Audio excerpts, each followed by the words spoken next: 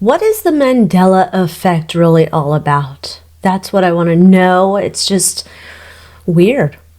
I asked in a community post, I think about 4 months ago, what you guys wanted to know about it. So I have those questions ready. But in case you're not familiar, I'm going to read you a little blurb to explain. The Mandela Effect is a type of false memory that occurs when many different people incorrectly remember the same thing. It refers to a widespread false memory that Nelson Mandela had passed away in prison in the 80s. So, Mandela Effect. A lot of us have seen it. Like Fruit of the Loom, a lot of people remember the logo with a cornucopia basket thing. Berenstain Bears. People remember a different spelling of the last name. Shaggy from Scooby-Doo had an Adam's apple, then he didn't have an Adam's apple. There's all sorts. You can just search for it and you can see all these different things. And like, oh, Monopoly Man, he had a monocle. No, he didn't have a monocle. Right? What in the heck is... What in the world is this? Let's do first a different spread. I want to know what's the whole idea about the Mandela Effect. And of course, it's all alleged for entertainment purposes only, not fact. It's just a chick reading cards with an opinion, psychic downloads, intuition, you know the deal. What is the main theme of the Mandela Effect?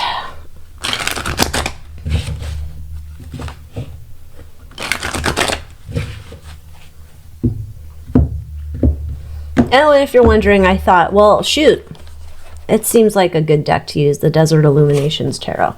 I thought, all right, the theme of it all. Four of Wands, your home, your knowledge, your security. But there's a little tinkering with it. Major past struggle. Okay, Yeah, you thought that's what you remembered, but here's something new. This is what you really remembered. What? Pivotal future event. 8 of Wands. This continues to happen. And it's almost like this continues to happen. Like recent times, it'd be like, we'll scrub the internet. So you can imagine that you saw something like that, but we'll scrub the internet and tell you how it really is now. This is a major mind messing. Overriding concern will get you to get to our way of thinking. Emotional undercurrent. Oh, geez. Oh, geez.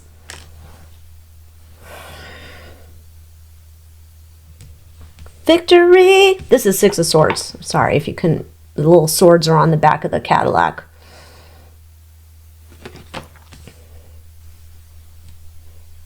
We've been successful enough that these fools will just about buy anything. Fear. Page of Wands. That this could backfire on them.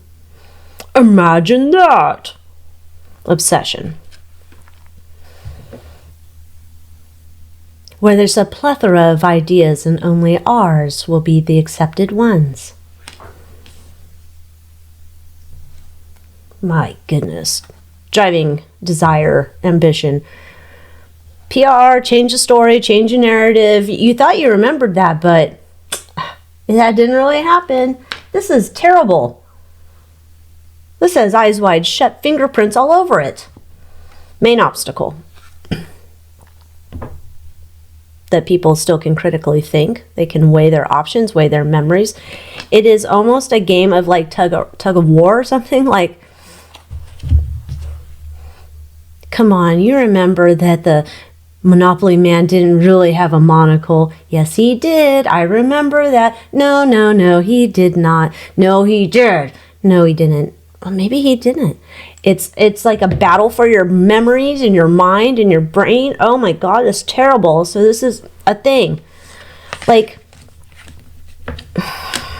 it's like ultimate gaslighting. That's not what happened. Get me off this planet. Why did I come to this timeline? It's terrible.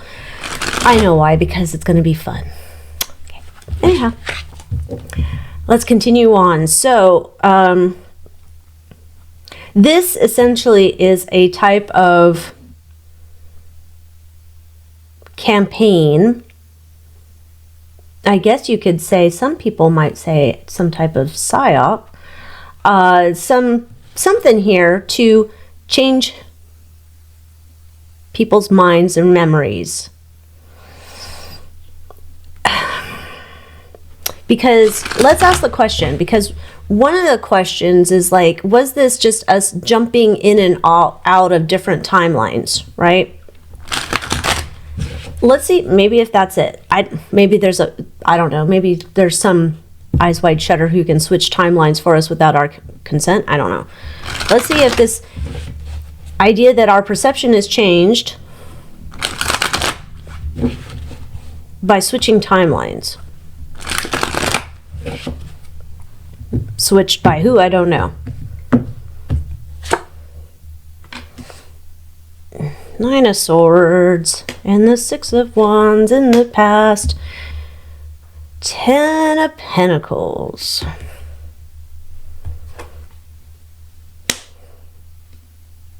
Five of Swords.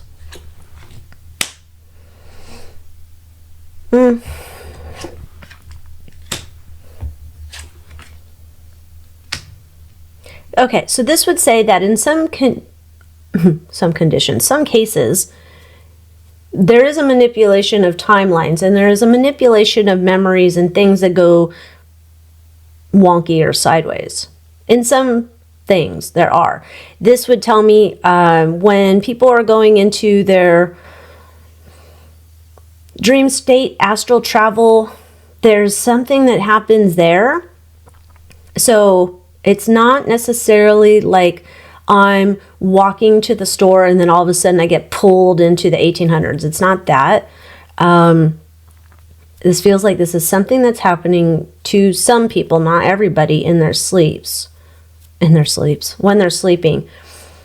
And it's almost this idea where they get like untethered from their soul and get like lost, like an astronaut without the tether back to the space shuttle or something, and they're floating around in space for a little bit, and then they come back. And something happens in there. It's like misremembered memories or ideas or thoughts or something. There's something done there. And that would be manipulated by eyes wide shut type organization, we'll say. So it's almost like you go to sleep at night and some shit gets messed up when you're doing your dreaming. So there is some of that. Weird.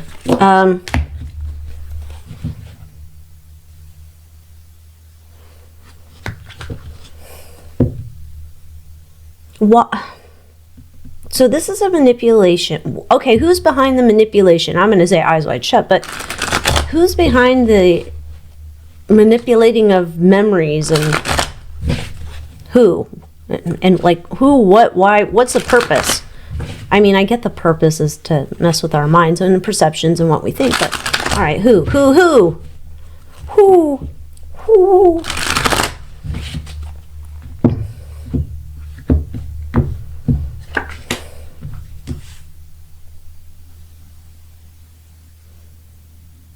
Temperance.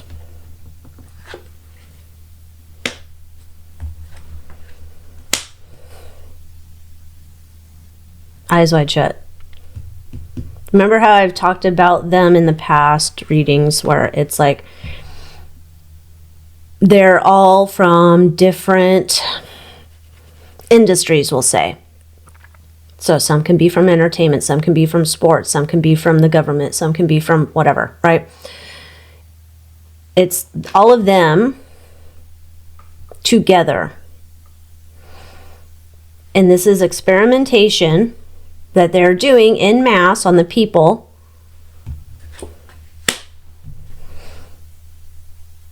It's like we're like experiments to them with this type of manipulation. This is a way to see on a large, grand scale how we can really mess with people's perceptions.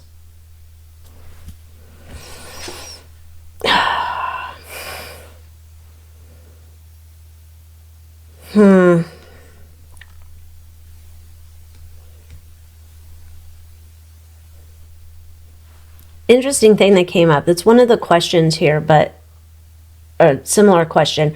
As soon as the Four of Swords popped up for me, this was almost like AI popped into my mind of like, this would be considered a type of artificial intelligence taking place.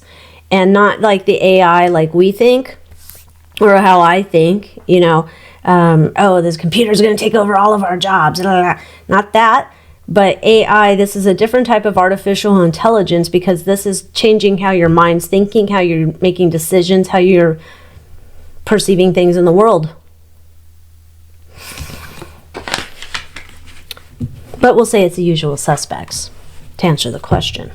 Eyes wide shut. So, because the question I had, could it be a psyop, or what if it's AI? In a way, it kind of is. That's how I'm getting it. It's just a different, our own God-given brain not being allowed to do what it wants to do on its own because we're getting other information, we're inputting and being conditioned to accept, allegedly. Okay. Does the Mandela Effect really matter to our lives, or is it just curiosity? I think it does matter to our lives. I think it's just like the things that we've paid attention to so far, like the Monopoly man had a monocle. But does the Mandela Effect really matter to our lives, or is it just a curiosity?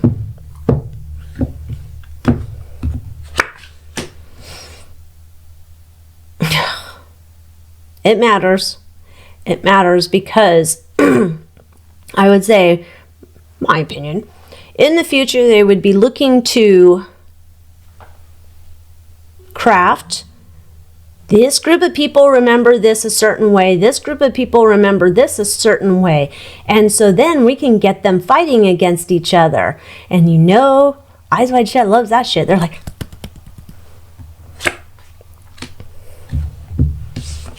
it's like this is a thing. So then in the future, if they needed to do this, and this has to be like a really important issue. This can't be about the Monopoly man and his fucking monocle.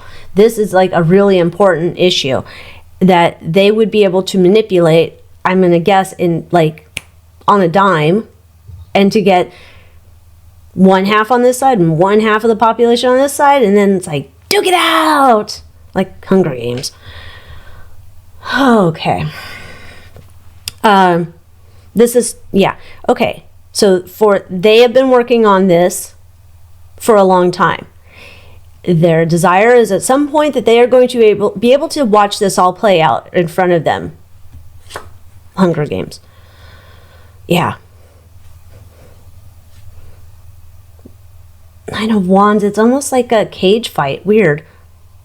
Fuck, I don't know. Maybe they beam themselves up to the astral level and they're just watching the pow, pow, pow. And they're like, pass me more popcorn, Jerry. Psychos. Okay.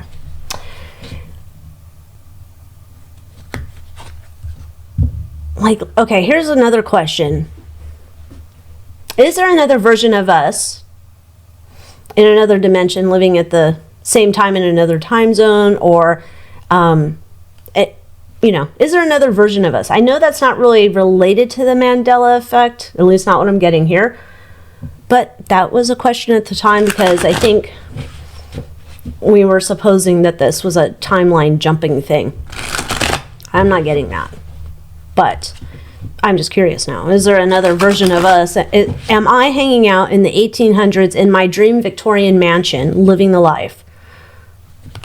Is there another version of us in a different timeline?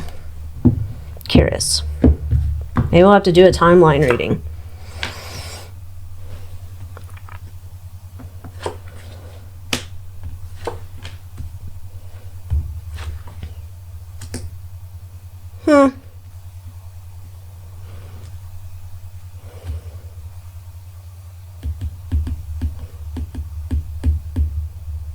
I don't know how to explain this.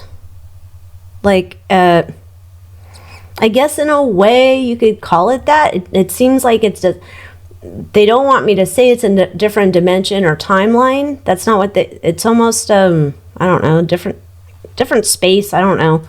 Maybe it is. I don't know. I don't have the words for it. This, though, comes to me like there's a part of your soul that is somewhere else that's doing really important work. It's almost like, I don't know, if there was a piece of your soul somewhere else over here, it's like at the Akashic Library or something, and you're working with your other spirit team people over there. So this would say like, I'm down here and there's some part of me that's working over here on trying to improve myself as I'm going through here, like, so I can download this information in this timeline, but there's something over here where I'm working on it. I don't know, maybe this library of knowledge where it's meeting up with these other spirit family peoples or whatever. I guess it could be on another timeline, but this doesn't want to read that way. And the reason I'm saying that is like, you're seeing this as you have to see this as a different perspective. And that's why I'd say it's not a timeline. It's not like the parallel timelines. So I'm not over there and over here. I'm over here and something way over here. There's just like some, I've always thought like, you can tell me what you think, when you pass away, that, you can go and you talk to whoever you believe in. Me, I'm going to go hang out with Jesus, and we're going to talk about like, what do I want to learn? What did I learn? What do I want to learn? What do I want to do? What role am I going to play in your life? What role are you going to play in my life for all the spirit family and whatnot? And it's almost as if this is still going on while you're here. Like, it doesn't just stop. There's some level of that going on. Maybe it's just guardian angels. I don't know, but we'll have to get into a timeline read at some point when my brain can handle that. So I think we're being experimented on. And they want to eventually have their Hunger Games, because that would be thrilling for them.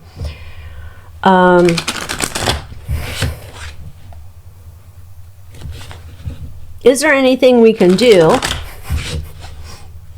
Is there anything we can do to not be affected or not let it affect us? Or I don't know. What is the advice? What are we dealing with here? How do we not fall prey to this? Because this is not good.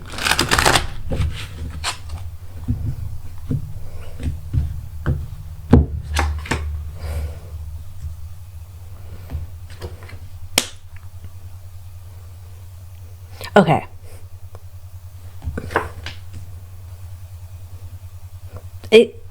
Our word of the year, it keeps coming back again and again. It might have been the word of the year last year too. Discernment. Discernment. Discernment. This would be, you have more than you know in terms of ways to validate something. However, a lot of people don't choose to go validate. They just take somebody's word for it and run with it. This would be like, you can't just Google shit, bro. You have to maybe go to a library and look at papers, or, investigate actual things. History is being lost and manipulated, and you're going to need to save the paper. You're going to need to save documents, because that's the only thing that you have that is your proof. So this is saying you have to make a conscious effort to verify things that you hear, you remember, you see, and all of that stuff. You have to make a conscious effort. So moving forward, whatever's going to pop up, and you can't just rush in and say, well, Joe told me this. Oh, it must be true. You're going to have to verify. You're going to have to figure out other ways to tap in. And it's either you're going to say, does this make any sense? Or B, you're going to have to tap into your intuition if you don't have a way to go verify what's going on. And you might have to reconnect your connection to God if you've disconnected that at the moment. You're going to have to tap into that, because this is you're going to have to, if you cannot physically verify paper, whatever, because you can't trust what you might be seeing on a screen, then you're going to have to tap into your angels and guides and God and all of it to help you get some discernment to figure out what the heck you're actually experiencing and seeing and being told. Okay. This did not go where I thought it was going to go. I thought we were going to have a whole timeline discussion, but this is probably more important than I think we might have expected it to be. So there we go, Mandela Effect. Crazy, crazy games are playing with us. Anyhow, if you haven't yet, join me in the Moon Moth Manor, AlyciaWicker.com, and I'll see you next time. Adios.